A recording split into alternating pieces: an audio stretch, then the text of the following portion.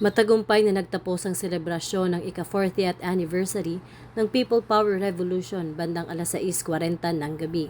Naging maayos at mapayapa ang buong aktibidad dahil sa mahigpit at organisadong pagbabantay ng kapulisan na nagpatupad ng seguridad sa buong lugar.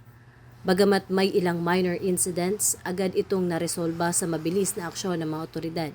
Kaya't nagtapos ang pagdiriwang ng matiwasay at ligtas para sa lahat. I am Police Lieutenant Gabino Coranis, assigned from the MFB Eastern Police District.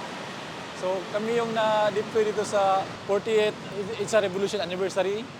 So napunta kami dito madaling araw pa lang, mga 4 o'clock. So andito na kami para i-secure yung EDSA perimeter, tapos yung flow of traffic.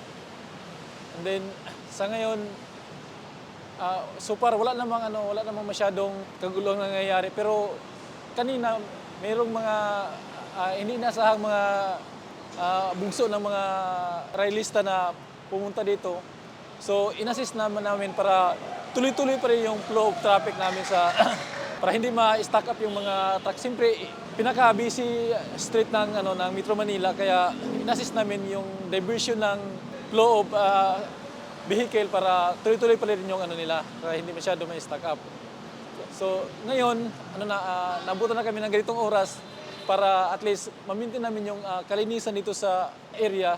Kaya naglilinis muna kami para at least walang masabi yung mga nandito sa paligid lang yung mga MMDA na sila ang namamahala dito sa ilalim ng EDSA Shrine, para at least malinis naman yung area na nila. Kasi pagdating namin dito malinis naman, kaya pag alis namin malinis rin siya.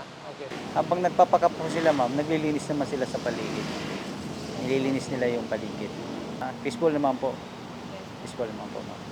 Mula rito sa People Power Monument, ako po si Patrolwoman Sari Bernales.